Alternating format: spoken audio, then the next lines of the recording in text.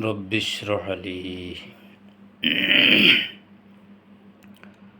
رب اشرح لي صدري ويسر لي أمري رب زدني علما رب زدني علما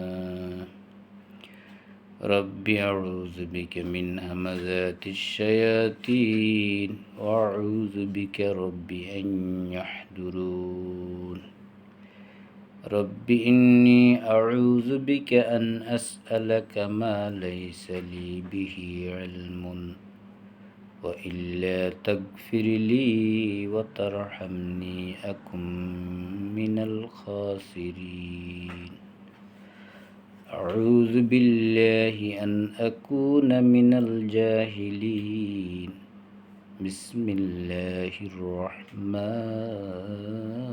الرحيم সূরা ইউনূসের ৯৯ নম্বর আয়াত।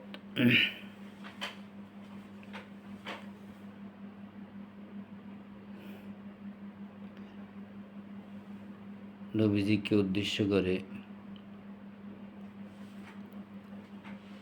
আল্লাহ বলেন, ওয়ালাউ শাআ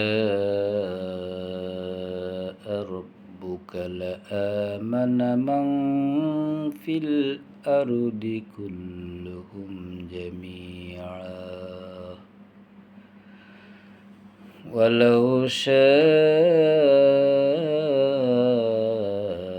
রাব্বুকা লাআমানা মান ফিল আরদি কুল্লুহুম জামিআ আফাআনতা তুকরিহুন নাসা হাত্তা ইয়াকুনু মুমিনিন। ওয়ালাউ শাআ রাব্বুকা, তোমার প্রতিপালক যদি যোগ্য মনে করতেন কাউকে, ওয়ালাউ শাআ রাব্বুকা, তোমার প্রতিপালক যদি যোগ্য মনে করতেন, লাআমানা মান ফিল আরদি কুল্লুহুম জামিআ, অবশ্যই জমিনে যারাই উপস্থিত আছে, জীবিত আছে, তাদের সকলকে একত্রে ঈমানদার বানিয়ে দিতে পারতেন। সেই ক্ষমতা, সেই শক্তি আল্লাহর আছে।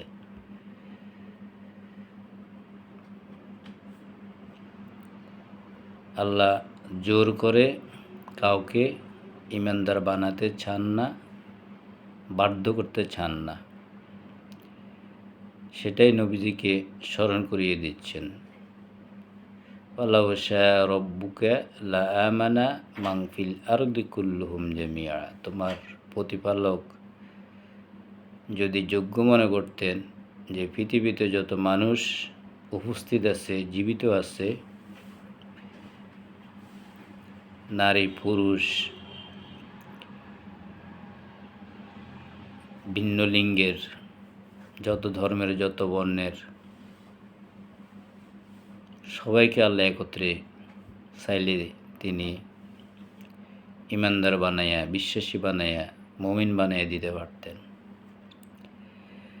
আফাআনতা তুকরিহুন নাসা হাত্তা ইয়াকুনু মুমিনিন, তবে কি তুমি চাও সমস্ত মানুষকে তুমি কি চাও ঘাট ধরে মুমিন বানাইয়া ফেলতে, ঈমানদার বানাইয়া ফেলতে?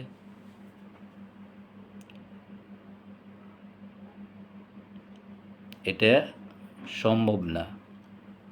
জোর জবরদস্তি করে মানুষকে বিশ্বাসী বানান, ঈমানের পথে আনা, এটা সম্ভব না। ইসলামে জোর জবরদস্তি নাই, বাধ্য করা যাবে না। আল্লাহর বাণী প্রচার করবে, এক আল্লাহর বড়ত্ব ঘোষণা করবে, উপদেশ দিবে, সাবধান করবে, ভয় দেখাবে, পরামর্শ দিবে, যার ইচ্ছা সে মানবে, যার ইচ্ছা সে প্রত্যাখ্যান করবে। এটাই আল্লাহর সুন্নত।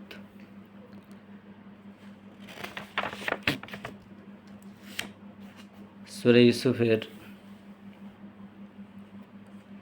100 নম্বর আয়াতে আল্লাহ বলছেন, ওয়ামা কানা লিনাফসিন আন তুমিনা ইল্লা বিইজনিল্লাহ ويجعل الرجس على الذين لا يعقلون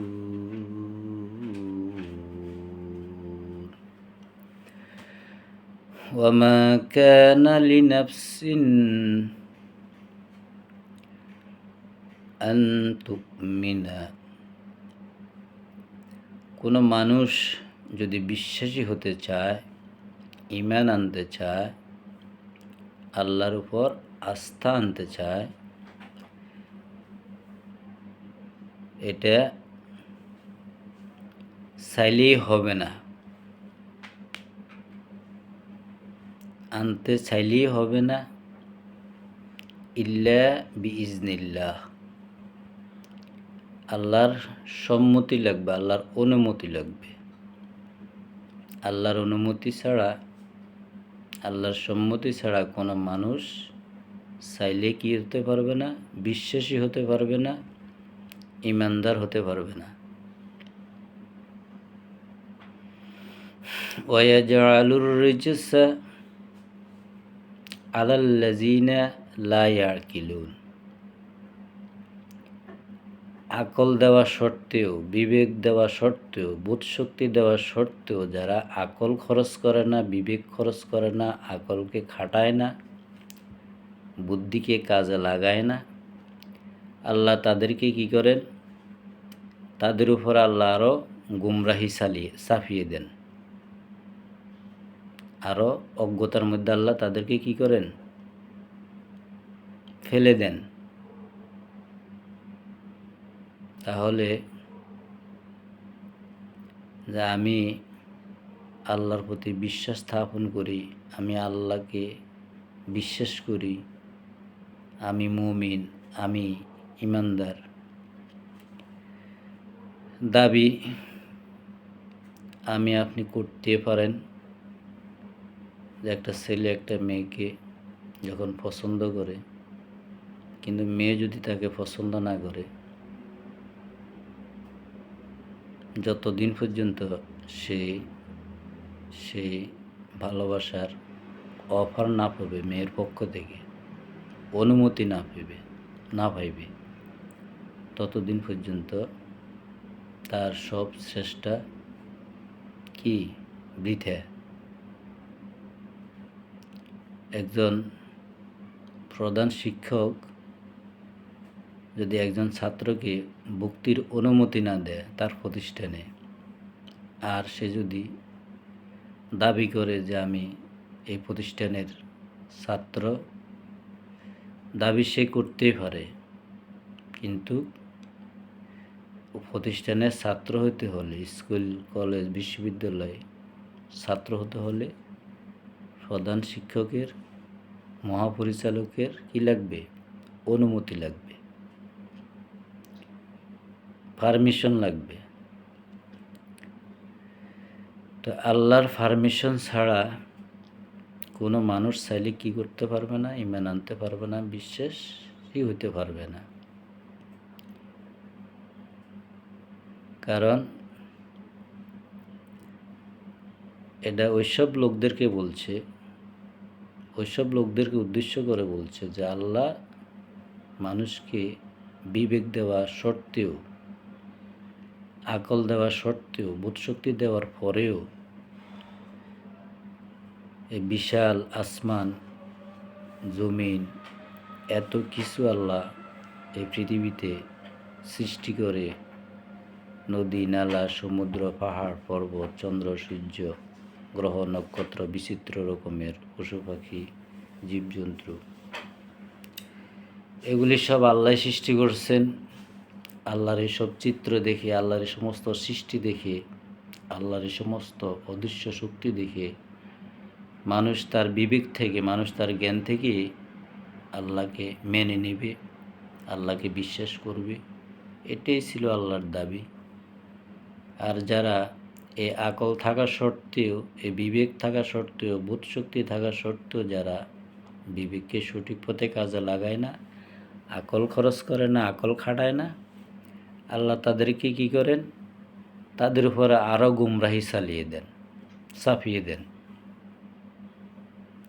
আরও অজ্ঞতার মধ্যে তাদেরকে ফেলে দেন।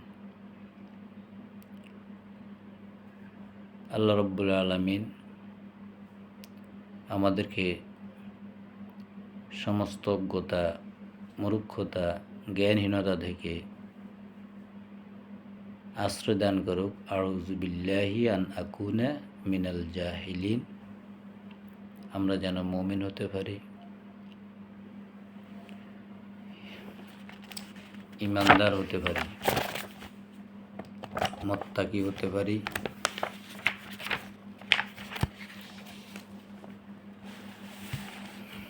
হে আমার প্রতিপালক, দুনিয়াতে আমাকে যে সময় দেওয়া হয়েছে, সেই সময়টুকুতে দুনিয়ার যত ভালো কাজগুলি আছে সেই কাজগুলো সম্পূর্ণ করে পরকালে যেন আমি সেই ভালো কাজগুলির উত্তম প্রতিদান আপনার নিকট পাই। হে আমার প্রতিপালক, আমি যেন জাহান্নামের শাস্তি হইতে আপনার নিকট মুক্তি পাই। রব্বানা আতিনা ফিদ দুনিয়া হাসানা ওয়া ফিল আখিরাতি হাসানা ওয়া কিনা আযাবান নার। হে আমার প্রতিপালক, দুনিয়াতে যত ভালো কাজ আছে সেই কাজগুলো করে যেন আমি পরকালে উত্তম প্রতিদান পেয়ে থাকি, আর পরকালের শাস্তি হইতে আমি যেন মুক্তি পেয়ে থাকি। সাদাকাল্লাহুল আযীম।